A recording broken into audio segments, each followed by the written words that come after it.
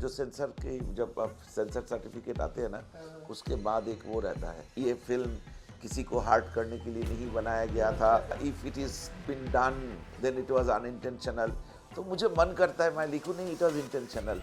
मैं कुछ लोगों को हार्ट करने के लिए ही फिल्म बनाता हूँ। मेरा केरला स्टोरी देखने के बाद लोगों ने जिस तरह रोए फिल्म देख के, आज तक कोई भी ऐसा फिल्म आप मुझे बोल दो कि जो फिल्म रिलीज होने की 3 साल बाद तक भी लोग उसको लेके चर्चा करें। एक स्कूल की रिजल्ट खराब हो रहा था, तो स्कूल की मैनेजिंग कमेटी ने बैठा और बैठ के ये डिसाइड किया कि स्कूल की एक बच्चे को बलि देगा ताकि उसकी बलिदान से स्कूल का रिजल्ट अच्छा होगा। ये माइंडसेट की विरोध करना बहुत जरूरी है। As a film maker I feel responsible.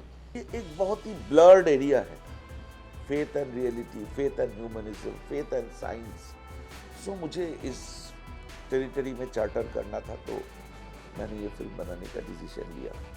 Superstition, ऑब्सक्यूरेंटिज्म के ऊपर मुझे लगा था एज ए फिल्म मेकर मुझे बात करना चाहिए। केरला स्टोरी हो, बस्तर हो, एंड अभी चरक हो, उस वर्ल्ड की सिनेमा है जो लोगों को हमने दिया नहीं।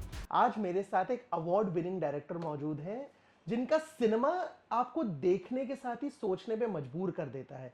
कुछ फिल्में आती ना जो सिर्फ मनोरंजन नहीं करती हैं, वो हार्ड हिटिंग फैक्ट होती हैं और आप बोलते हो कि कुछ तो आया है। मेरे साथ है the very amazing Sudipto Sen sir. कैसे हैं आप? मैं ठीक हूँ, और आपका इंट्रोडक्शन बड़े मज़ेदार लगा। Thank you but so much. मैं बिलीव मी, मैं ना हमेशा सबके लिए फिल्म बनाता हूँ, कुछ लोगों के लिए नहीं बनाता हूँ।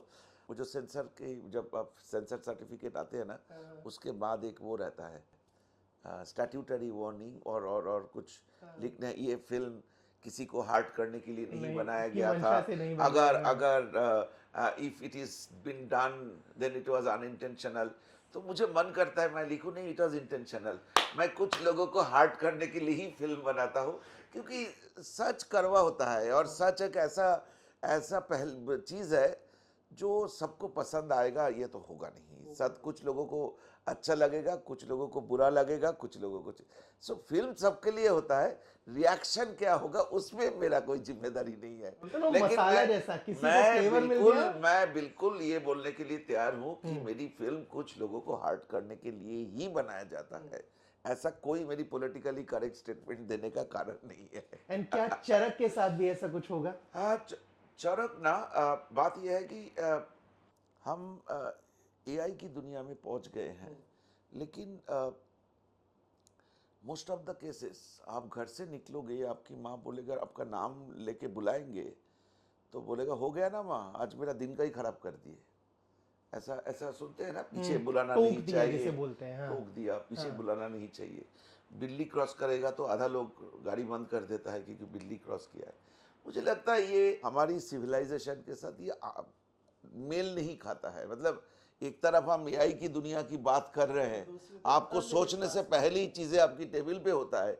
ऊपर एक कौन सी दुनिया की सदियों पुराने दुनिया की बातें कर रहा है कि बिल्ली रास्ता काटने से आपका दिन खराब हो जाएगा, या पीछे बुलाने से आपका दिन खराब हो जाएगा, या इस तरह की हजारों चीजें हैं। ये तो चलो फिर भी कुछ हार्मलेस होता है, लेकिन जो हार्मफुल पार्ट है इसी की कंटिन्यूएशन में लोग बच्चों को बलि देता है।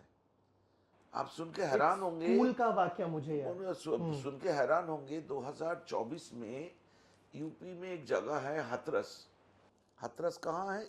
लखनऊ से 180 किलोमीटर दूर। हाथरस में एक स्कूल की रिजल्ट खराब हो रहा था, तो स्कूल की मैनेजिंग कमेटी ने बैठा और बैठ के ये डिसाइड किया कि स्कूल की एक बच्चे को बलि देगा ताकि उसकी बलिदान से स्कूल का रिजल्ट अच्छा होगा। तो मेरा ही कहना है कि जो अपरेंटली अनहार्मफुल, अपरेंटली नॉर्मल चीज़ें कोई मायने नहीं रखता है, जो उसी उसी माइंडसेट जब लार्जर एस्पेक्ट में जाके इंसान की बलि देने तक पहुंच जाता है, तो ये माइंडसेट की विरोध करना बहुत जरूरी है। As a film maker I feel responsible. So when I come across to that stories, for short story called Charak, तो मुझे ये लगा कि ये मेरी दिल की आवाज़ है। सो तब से मैं इसकी प्रिपरेशन लेना शुरू की, और मैं तब नया नया, तभी मैं मेरा लास्ट फिल्म बस्तर ख़त्म किया, तो बस्तर के टाइम पे एक्सीडेंट हो गया था मेरा। तो मैंने डिसाइड किया फिल्म तो बनाना है। फिल्म तो एक कीड़े होते हैं ना, तो बनाना तो है, लेकिन मैं ज़्यादा दौड़ भाग नहीं कर पाऊँगा। तो मेरा ही एक बहुत ही अच्छे दोस्त है शिलादित्य, उसको बोला कि तुम बनाओ। वो मेनली बंगाली फिल्म करते हैं। तो शिलादित्य को मैंने ये फिल्म बनाने का जिम्मेदारी दी और हम दोनों मिलके इस फिल्म को बनाए। और मेरी जो विज़न था कि ऐसे इस फिल्म को प्रेजेंट करें जो बिल्कुल आम लोगों की स्टोरी बताया जाए। आम लोग एकदम जो हमारी समाज की रूट्स पे जो लोग ज़िंदगी जीते हैं, उनकी कहानी बताया जाए। तो उसी से ये इवॉल्व किया और I am so happy that the way I wanted to see the film exactly वैसा ही बना। आपने हाथरस की घटना का जो जिक्र किया, ये आपका रिसर्च का पार्ट रहा है या ये फिल्म में भी कुछ ऐसा दिखाया जाएगा? मतलब जितना मुझे पता है। फिल्म में जी। एग्जैक्टली यही है। फिल्म में कई किरदार है। बोलते हैं कि मेरी बेटी को पाने के लिए मैंने भी एक जिंदा बच्चे की बलि दिया। इस तरह की डायलॉग फिल्म में काफ़ी है। और ये मुद्दा है फिल्म की, यही मुद्दा है, एक बच्चे की बलि देने की कहानी है। सो लेकिन फिल्म में कुछ जैसे फिल्म कहानी होते हैं, इसके काफ़ी सारे पॉजिटिव एस्पेक्ट्स भी है, कई पॉजिटिव कैरेक्टर्स है। जो बहकी हुई और मिसगाइडेड लोग हैं वो भी है। ये स्ट्रेट वे, मतलब जैसे हमारी समाज होता है कि सिर्फ ब्लैक और वाइट नहीं, ग्रे में है। आप ग्रे हो, मैं ग्रे हूँ। हमारी ज़िंदगी में बहुत कुछ है। जब क्योंकि हमारी सिविलाइजेशन, हमारी एजुकेशन, मुझे ये लगता है कि वो यूज़ लाइक आवर शर्ट। जब ज़रूरत पड़ता है पहन लेते हैं, जब ज़रूरत नहीं पहनते तो खोल के रख देते हैं। तो that is how our society is.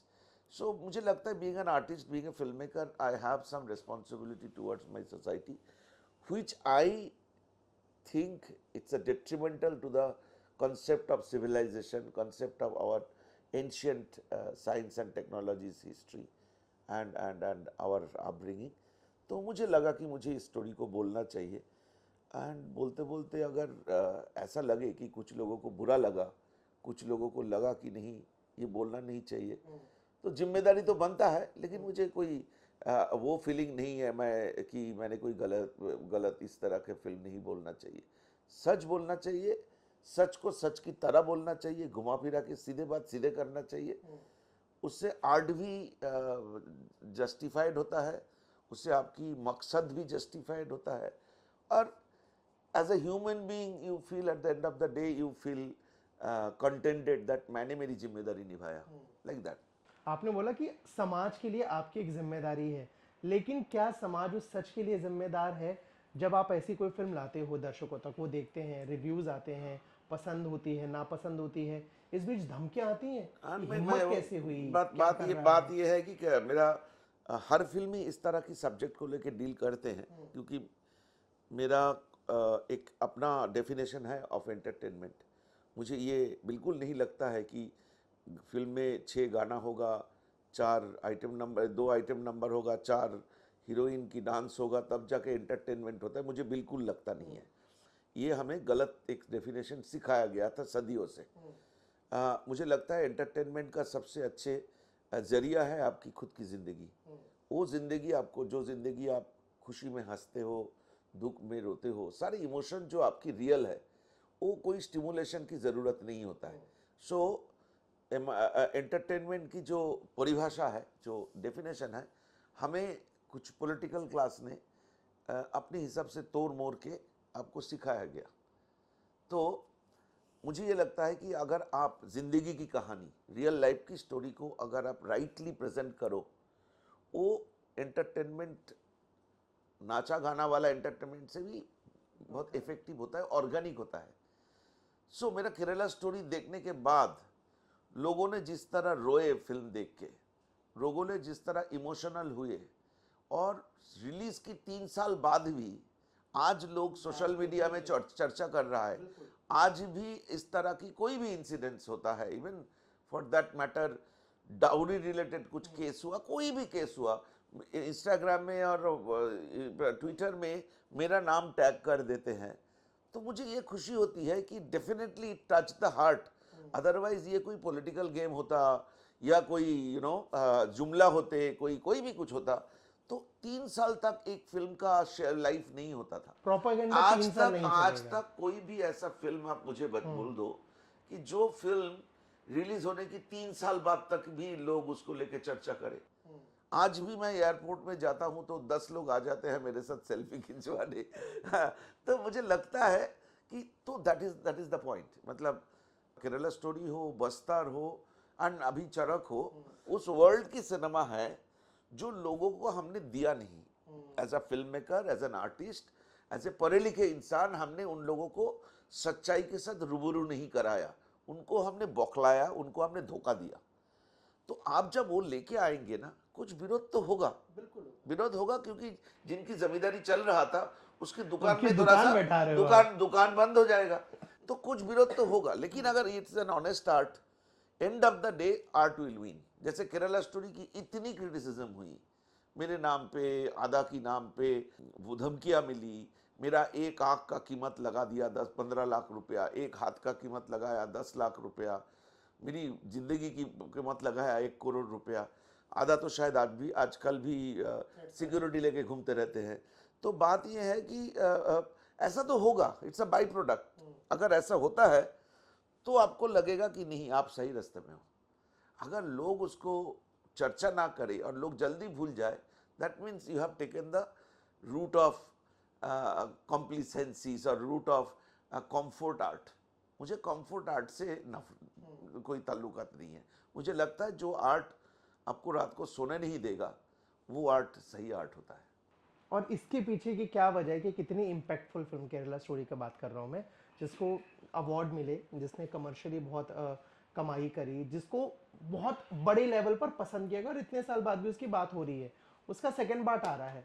मेरा सीधा सवाल है, आप क्यों नहीं डायरेक्ट कर रहे हैं? हाँ, ये सवाल सब लोग कर रहे बहुत हैं। लोगों का है, लेकिन बिल्कुल। लेकिन लेकिन मेरा ये कहना था, एक तो केरला स्टोरी जो 2 आ रहा है, उसमें केरला का स्टोरी नहीं, केरला का एक स्टोरी है और कुछ राजस्थान, कुछ मध्य प्रदेश की स्टोरी है।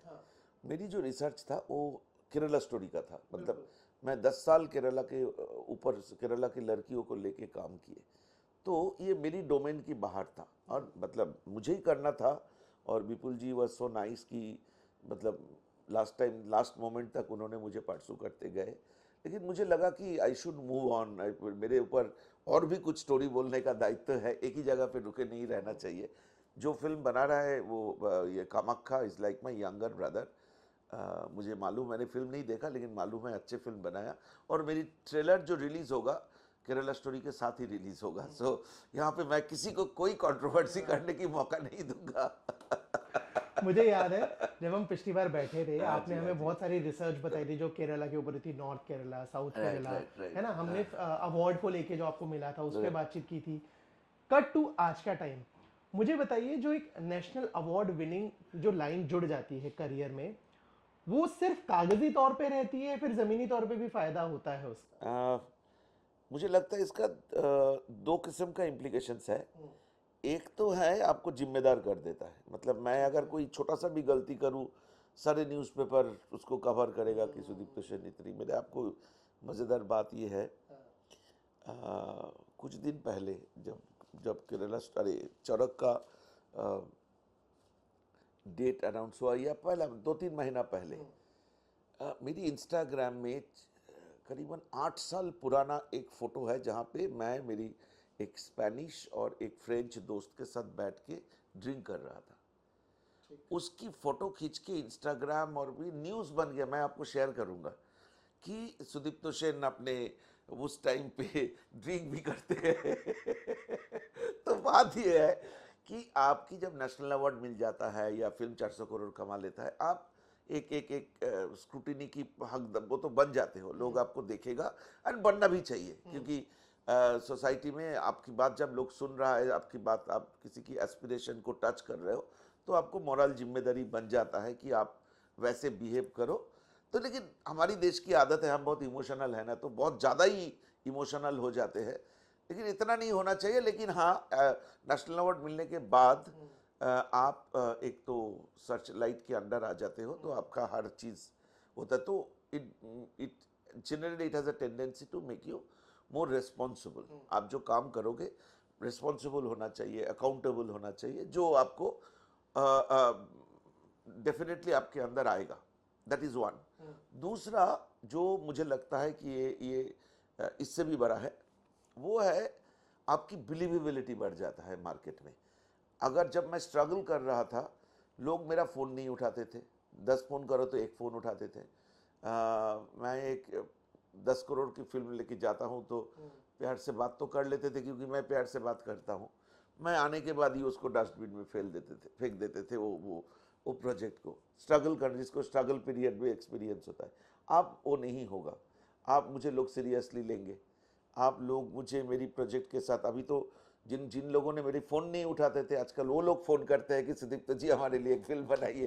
तो ये एक क्वांटम सर्कल डिफरेंस है। होता है। हाँ। क्वांटम डिफरेंस, ये दो चीज़ होता है। अगर आप एक फिल्म सक्सेसफुल हो गया और अवार्ड भी मिल गए, लेकिन मुझे ये लगता है जर्नी इतनी लंबा है ना। एज अ फिल्म मेकर मैंने करीबन 25 साल से फिल्म बना रहा हूँ, और अगर जिंदा रहूँ तो और 25 साल भी बनाऊंगा। तो ये लंबा जर्नी में ना, ये छोटे छोटे चीज़ें माइल पोस्ट की तरह आता रहेगा। इससे बहुत ज़्यादा इन्फरेंस ड्रॉ करने की कोई कारण मैं देखता नहीं हूँ। हाँ, जिम्मेदार होता हूँ तो शायद मैं बेटर आर्ट की तरह और थोड़ा डिफ़िकल्ट चीज़ें ट्राई करूँगा। अपॉर्चुनिटी मिलेगा तो मैं प्रोड्यूसर को बोलूँगा कि कुछ पैसा ज़्यादा दो तो मुझे ये काम एक्स्ट्रा करना है, तो वो अपॉर्चुनिटी आ जाता है। लेकिन मुझे ये नहीं लगता है कि आपको बहुत ज़्यादा, मतलब it should not, you should not take your success in your head. वो अगर नहीं है और आप अवेयर हो जाते हो कि आपकी जिम्मेदारी से, तो मुझे लगता है कि it makes you a better human being. That is my take away. मैं वापस चरक पे आना चाहूंगा। मुझे इसका जो पोस्टर दिख रहा है, वो देखते ही जहन में बहुत सारी चीजें चमक रही हैं। और मतलब जितना मैंने चरक के बारे में पढ़ा है, समझा है कि वो शिवजी और काली माँ का कुछ जो मेल है, एक मेला जो लगता है, जो आपने बलि वाली चीजें बताई, अंधविश्वास वाली बताई, वो सब होती है। थोड़ा एक तो मेरे को इसके बारे में और समझाइए ताकि मैं समझ सकूं। दूसरी चीज, इस प्रोजेक्ट से आपने एज अ प्रोड्यूसर ही जुड़ने का फैसला क्यों किया? आप एज अ डायरेक्ट कर सकते थे, को डायरेक्ट कर सकते थे। क्या लगा कि यार मैं इस फिल्म से एज अ प्रोड्यूसर जुड़ूंगा तो ये चीज़ें बेहतर होंगी? इसका 3 आंसर है। नंबर 1, चरक के बारे में। चरक एक हमारे लिए एक बहुत ही क्लोज टू हार्ट फेस्टिवल है। हम नॉर्थ बंगाल से है, छोटा सा गांव जैसे जगह है। मतलब आप तो नो मैटर व्हाट, आप मेरी गांव के नाम सुनेंगे भी नहीं होंगे कभी। तो इस तरह बताइए की प्लीज। लेकिन नाम है जलपाईगुड़ी। जलपाईगुड़ी, जलपाईगुड़ी सुना है हाँ, जी। जलपाईगुड़ी एक ऐसा छोटा सा हिमालय की फुट हिल में एक छोटा सा जगह है। तो वहाँ से मेरी जर्नी शुरू होती है। That is my birth place. चौड़क हमारी बचपन में बहुत इम्पोर्टेंट एक रोल प्ले करता था। 1 महीना तक ये मेला चलता था, और मार्च में एग्ज़ाम ख़त्म हो जाते थे, छुट्टियाँ होती थी। तो वो जो 15 मार्च से 15 अप्रैल, ये जो चैत्र की महीना होता है, ये फेस्टिवल उस समय पे होता है। तो हम बहुत ही कलरफुल होता है। आपने राइटली बोला कि ये माँ काली और शिव जी की सेलिब्रेशन है। तो ये कहा जाता है कि शिव जी ज़मीन पे उतरते हैं और अपने भक्तों के साथ टाइम बिताते हैं। तो सब शिव जी और माँ काली की डिस्गाइज में डांस होता है, म्यूज़िक होता है। मतलब इस फेस्टिवल स्पेसिफिक कई सारे गाने हैं, और आप जानते हैं Bengali sir culturally very strong. So गाना है, मीट्स है, कहानियाँ हैं लोगों की, अलग अलग किस्म की फेस्टिविटीज़ में। मतलब चरक एक, it's a phenomena in our society. लेकिन at the same time Charak के साथ बहुत सारे dark practices, occult practices and obscurantist superstitious चीज़ें जुड़े हुए हैं, कि लगता है कि चरक में जो भी मांगोगे आपका वो पूरी होगी। ओके। तो ये एक बहुत बड़ा मिथ है। बट क्या बलि वगैरह देना पड़ता है बलि, उसके वो लिए? तो मैं बोला, बलि हाँ। Is a part of it. Okay. Bali is a part of it. अगर आपके बच्चा नहीं हो रहा है कोई महिला की, so I call this film as a film on motherhood also. कोई बच्चे माँ की बच्चा नहीं हो रहा तो प्रार्थना करते हैं, तो उनके सामने ये भी एक ऑप्शन होता है कि दूसरे की बच्चे को बलि दे दो तो मेरे बच्चा होगा। तो ऐसे बहुत ही सारे इंसिडेंसेस है। लेकिन ऑफिशियली बलि तो बंद हो गया, स्ट्रिक्टली बैन हो गया। लेकिन ये जो जैसे हाथरस की घटना, ये थोड़ी कोई बैन, विश्वास एक ऐसा चीज है ना जहाँ पे कोई कानून काम नहीं करता है unless you are mentally educationally uplifted. तो संस्कार वही चीज़ होती है ना जहाँ पे साइंस। सो मेरा फिल्म शुरू ही होता है फेथ की डेफिनेशन से। फेथ एक चीज़ होता है जहाँ पे जिसकी साइंस का कोई सैंक्शन नहीं है। फेथ एक ऐसा चीज़ होता है जहाँ पे आपकी तर्क खत्म हो जाता है, वहाँ से फेथ टेक ओवर कर लेता है। सो ये एक बहुत ही ब्लर्ड एरिया है, faith and reality, faith and humanism, faith and science. So मुझे इस टेरिटरी में चार्टर करना था, तो मैंने ये फिल्म बनाने का डिसीजन लिया, क्योंकि मुझे सुपरस्टिशन, ऑब्सक्यूरेंटिज्म के ऊपर मुझे लगा था एज ए फिल्म मेकर मुझे बात करना चाहिए। जो बचपन से मैं इसके ऊपर बहुत ही स्ट्रॉन्ग एक ओपिनियन रखता था। गांव-गांव में आप लोग देखे होंगे, आग के ऊपर चलते हैं, नींबू में आग जलाते हैं, तो तलवार रख के तलवार के ऊपर जंप करते हैं। ये जो सारे प्रैक्टिसेस है ना, ये सिविलाइजेशन के साथ तालमेल नहीं होता है। अगेन आई रिपीट दैट, जिस दुनिया में अभी एआई आ गया है, जिस दुनिया अभी वर्चुअल रियलिटी की दुनिया में आ गया, हम दोनों बात कर रहे हैं, अगर आप चाहे तो इस दूसरे तीसरे चेयर में नरेंद्र मोदी जी को बिठा देंगे।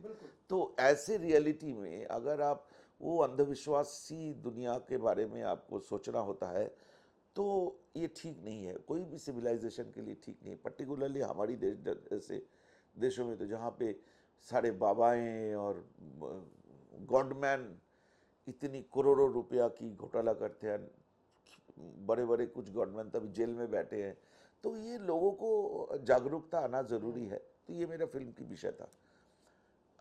अब रहा मैं क्यों नहीं डायरेक्ट किया, ये पूरे फिल्म ना मैं कोई स्टूडियो या कोई प्रोडक्शन हाउस नहीं लिए। मेरे पास, मैं केरला स्टोरी करके कुछ पैसे कमाए थे, तो मुझे उसी पैसे से फिल्म बनाया मैंने। आपने पिच की थी फिल्म किसी स्टूडियो को? ना, किसी को नहीं किया था, करता तो पास नहीं होता, तो मैंने किया ही नहीं, मैंने खुद बनाया। तो इसकी बजट बहुत कम था, तो कम बजट में बनाना था, तो मैंने इसलिए खर्चा वगैरह सब कम करने के लिए मैंने डिसाइड किया था कि मैं डायरेक्ट नहीं करूँगा। क्योंकि क्या होता है, जब कोई नया डायरेक्टर के साथ काम करे, कंट्रोल मेरे हाथ में ही रहेगा, पोस्ट प्रोडक्ट पूरी फिल्म मुझे ही बनानी है। तो जैसे कलकत्ता में अगर नया डायरेक्टर है तो उसके लिए किराया का ये कॉस्टिंग, प्रोडक्शन कॉस्ट कम हो जाता है। जब भी देखेगा कि 400 करोड़ की डायरेक्टर आए हैं, 400 करोड़ की फिल्म की, बढ़ जाता तो है। बढ़ जाता है बजट। तो इसलिए किया, तो कोई क्रिएटिव डिफरेंस नहीं था मेरा और जो मेरा जो दोस्त डायरेक्ट किया है, ये हम दोनों ने मिलके बनाए इसको। तो और मुझे एक ब्रेक भी चाहिए था, क्योंकि बैक टू बैक मैंने 2021-22 मतलब कोविड में भी हम काम कर रहे थे, 21, 22, 23, 24 मैं एक दिन के लिए भी ब्रेक नहीं लिया, क्योंकि मुझे केरला स्टूडियो और उसके बाद बस्तर बनानी थी। तो मैं थोड़ा सा ब्रेक की तरह ये फिल्म को लिया था। I concentrated more on the building up the whole thing rather than shooting की डे टू डे बेसिस के वो। तो this was now I am prepare to by take the film there in the market, इन लोगों को दिखाना है and मेरे आगे की प्रोजेक्टों को लेके काम करना। तो it was a conscious decision that मैं कैमरा का पीछे नहीं होगा। दा, आपसे ना मैं एक चीज़ समझना चाहता हूँ, क्योंकि आप उन चुनिंदा लोगों में हैं जो किसी भी बात को बहुत बेबाकी से बोलते हो, बिना इस डर के कि कोई क्या बोलेगा, कोई क्या सोचेगा। आप जब बहुत सारी बातें बता रहे थे फिल्म के बारे में, अपनी जर्नी के बारे में, मुझे एक चीज़ पता नहीं क्यों जहन में खटकी कि क्या इंडस्ट्री में दोस्ती होती है या सिर्फ दिखावे के लिए रहती है सारी चीज़ें, कि नहीं नहीं मैं इसको सपोर्ट कर रहा हूँ, मैं उसको सपोर्ट कर रहा हूँ। जब आप वाकई में किसी के पास जाते हो, उदाहरण के लिए रोहित शेट्टी और टी सीरीज़, जब सिंघम अगेन आई तो उनके म्यूजिक को टी सीरीज ने कॉपीराइट मार दिया, लेकिन अगली फिल्म जब रेड 2 आई तो भूषण कुमार और अजय देवगन दोस्त बन के घूम रहे हैं। मैं सिर्फ समझना चाह रहा हूँ कि ये सपोर्ट कितना होता है हकीकत में। मुझे जो लगता है, मुझे ये मैं कंप्लीटली मेरी फीलिंग आपको बता सकता हूँ कि अगर आप प्रोफेशनल हो ना, प्रोफेशनल मतलब इन राइट सेंस, एंड आप अपने जॉब को जानते हो और उस जॉब को आप करते हो विथ राइट स्पिरिट, आपको ना दोस्ती की ज़रूरत होता है ना दुश्मनी की ज़रूरत होता है। तो primarily my target is to do my job best. I ensure my cameraman gives the right result, my editor gives the right result, everybody. Now कौन सी स्टूडियो किस तरह किसको मार्केटिंग करेंगे और उस मार्केटिंग में कौन सी फिल्म की मार्केटिंग को इससे बीट कराना है, इट्स ए पॉलिटिकल डिसीजन, जो कोई क्रिएटिव डिसीजन नहीं है। As long as creativity is concern, if you are honest, तो आपको दोस्ती और दुश्मनी दोनों का ही ज़रूरत नहीं है। You are an cut throat professional when you are at your work. बाकी जो होता है ना वो बिजनेस होता है, बिजनेस और बिजनेस की रिलेटेड रेसिडुअल्स होता है। मैं जिसकी हिस्सेदार नहीं हूँ, मुझे बिजनेस आता नहीं है। अभी तक ये पहले बार हुआ कि मैंने कोई फिल्म प्रोड्यूस की। मुझे अच्छा है, अच्छी बात यह है कि मैंने कोई अच्छा कि मुझे पेन स्टूडियो की तरह एक डिस्ट्रीब्यूशन का देश की one of the leading distributor मिल गए। तो मैं फिल्म बनाने के टाइम पे भी नहीं सोचा था कि मैं कैसे इसको डिस्ट्रीब्यूट करूंगा, आज भी नहीं सोच रहा हूँ। मुझे फिल्म बनाना था और फिल्म की डिस्ट्रीब्यूशन के लिए जो पब्लिसिटी और वो करना होता है उसमें थोड़ा मैं इन्वॉल्व हूँ। बाकी फिल्म कैसे बिकेगा, कौन सी स्टूडियो में, कौन सी हॉल में जाएगा, मैं इसके हिस्सेदार नहीं हूँ क्योंकि मुझे आता नहीं है। मैं सिर्फ मेरी पॉइंट ऑफ व्यू से बोल सकता हूँ, इंडस्ट्री में मुझे नहीं लगता है मेरा कोई दुश्मन है। मेरे साथ सबकी रिलेशन बहुत अच्छे हैं। जो मेरी सेट में चाय देता है वो भी मेरा दोस्त है, जो मेरी जो इंडस्ट्री की टॉप नॉच प्रोड्यूसर्स है वो लोग भी मेरे दोस्त हैं, क्योंकि मुझे लगता है कि मुझे प्रोफेशनली इस इंडस्ट्री में रहना है। हाँ, कुछ स्टूडियो है जो मुझे काम नहीं देते हैं, नहीं देगा करके लगता है या नहीं देते हैं, बिकॉज उनको केरला स्टोरी, बस्ता जैसे फिल्म देखने के बाद उनको ये लगता है कि मैं कोई एक पॉलिटिकल अलाइनमेंट से आता हूँ जो उनकी पॉलिटिक्स नहीं है, तो मुझे अवॉइड करते हैं। चरक देखने के बाद शायद वो चेंज हो जाएगा। सो मेरा कोई कंप्लेन नहीं है। आपको लगता है चेंज हो गया, बढ़ जाएगा? मुझे लगता है चेंज हो जाएगा। हाँ। मतलब पहले जो सोचते थे, अभी इस फिल्म को देखने के बाद लगेगा अरे सुदीप्तो सेन ने ऐसे फिल्म कैसे बना दिया। तो मुझे लगता है कि वो चेंज होगा और चेंज होके एक एंड पे था वो दूसरे एंड पे आ जाएगा। सो ऐसे इंटरेस्टिंग। मैं तो रोज वही देखता हूँ। मतलब आज तक मुझे इनके साथ बात हो रहा था कि सोनिया से बात हो रहा था कि रिव्यू क्या है, मैं एक भी नेगेटिव कमेंट नहीं था। मतलब केरला स्टोरी या बस्तार में जितनी ट्रोलिंग होता था, इवन आज भी जितने ट्रोलिंग होता है, चौरक के साथ कोई ट्रोलिंग हुआ नहीं। तो मुझे लगता है कि सिचुएशन बदल रहा है। मेरी दुनिया बदल रहा है। बतौर दर्शक, बतौर जर्नलिस्ट, बतौर क्रिटिक मैं बहुत एक्साइटेड हूँ चरक के लिए, बट ये भी जानना चाहता हूँ कि चरक तो आ ही रही है, और क्या कुछ आपकी तैयारी में है, पोटली में है, जो आने वाले वक्त में हमें मिलेगा? मैं इसके बाद एक बहुत ही एक पर्सनल फिल्म बना रहा हूँ। पर्सनल एज इन कुछ इमोशनल रिलेशनशिप की एक छोटा सा स्टोरी बहुत दिन से मेरी जहन में था, जो बनाने के लिए मौका नहीं मिल रहा था। तो मैं कुछ समय मिल गया, 1-2 महीना, तो मैंने सोचा वो फिल्म बनाऊं। तो मैं नेक्स्ट मंथ वो फिल्म शुरू कर रहा हूँ। उसका नाम भी थोड़ा अजीब सा ही है, कुछ रह गई सी बातें। ओके। तो वो एक छोटा सा फिल्म है, अगेन आई एम सेइंग, वो कर रहा हूँ। उसके बाद मेरे पास 2-3 इंटरनेशनल प्रोजेक्ट है। वो मैं ज़्यादा डाइवर्ज नहीं करना चाहता, बिकॉज अभी भी हमारी प्रोसेस चल रहा है। लेकिन काफ़ी बड़े विदेशी स्टूडियोज़ की प्रोजेक्ट है जो मैं सेकेंड हाफ से शुरू करूँगा इस साल की जून जुलाई से, जो 2026-2027 की शेड्यूल में है। और जो सुनने को मिल रहा है कि चांदनी बार 2 से भी आप जुड़े हैं, ये गलत है? चांदनी बार 2 का राइट मैंने लिया था। हाँ। पैसे वैसे दे के राइट लिया था, लेकिन उसकी कुछ लीगल इश्यूज हैं। ओके। जो लीगल इशू के बारे में बाद में मुझे पता चला। तो अभी आप फिलहाल उसकी कोई डेवलपमेंट नहीं है जब तक ना वो लीगल इशू, मतलब लीगल इशू में मैं इन्वॉल्व नहीं हूँ। जो मतलब उनकी जो पहले चांदनी बार जिन्होंने बनाया था उन लोगों को ही कुछ इशू है। आपसी में कुछ इशू है? मैं आपसी में कुछ इशू है। वो अगर इशू शॉर्ट आउट हो गया तो मैं करूँगा, नहीं तो मैं नहीं करूँगा। मतलब मैं वो लीगल इशू में ये नहीं जाना चाहता। जो लोगों के बीच में है सब मेरे अच्छे दोस्त हैं, तो जो लीगल इशू कोर्ट में ही ख़त्म हो उसके बाद देखेंगे। लेकिन मेरा बनाने का तो बहुत इच्छा है, क्योंकि ये जो इशू है जो हमारी चौरक का भी सब्जेक्ट है, मुंबई से लास्ट 5 साल में करीबन 22,000 लड़कियां गायब हो गई। जो ये अभी न्यूज़पेपर में काफ़ी, दिल्ली से कई हज़ार लड़कियां गायब हो गई।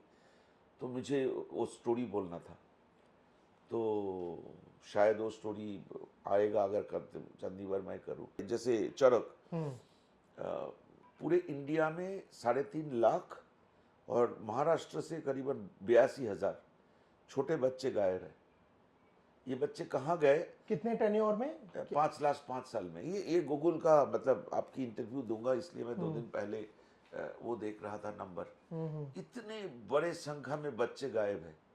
ये चरक का सब्जेक्ट यही है कि बच्चे गायब हो जाना। तो ये जो नंबर है ये बड़ा स्टैगरिंग है। तो चरक के थ्रू हम क्योंकि इसके बारे में कई सारे मीथ है कि ये उसको बच्चे को ले जाके भिखारी बना देता है, विदेशों में भेज देता है। ये अरब दुनिया में छोटे बच्चे का बहुत डिमांड है, उधर भेज देते हैं। तो उनमें एक है बलि देना। तो चरक डील्स विद दैट आल्सो। सो ये सारे स्टोरी मुझे बोलना, महिलाओं की स्टोरी ज़्यादातर, इसलिए मैंने चांदीवार 2 बनाना चाहते थे। लेकिन देखते हैं, अभी मैं बहुत ज़्यादा क्लियर नहीं हूँ इस मामले में। हम उम्मीद करेंगे जितना भी ये जो पचड़ा है वो सॉर्ट हो जाए और हम आपको उस फिल्म के साथ भी देखें। मुझे इच्छा तो है। चरक के लिए तो एक्साइटेड है ही। जल्दी मिलते हैं फिल्म देखने के बाद दोबारा बातचीत। Thank you so much. Thank you so much.